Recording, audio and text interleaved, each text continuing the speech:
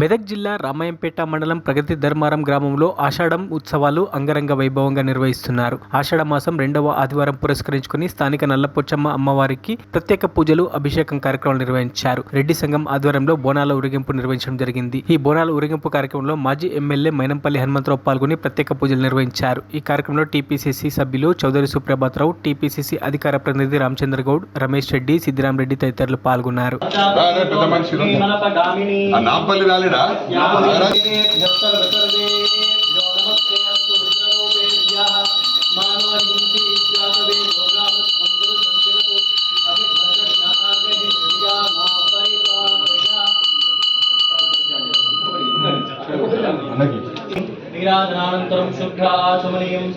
శ్రీ గురుభ్యో నమః. హరి ఓం.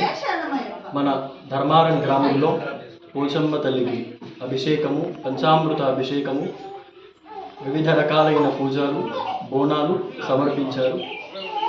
మరిన్ని అప్డేట్స్ కోసం మా ఛానల్ని సబ్స్క్రైబ్ చేయండి.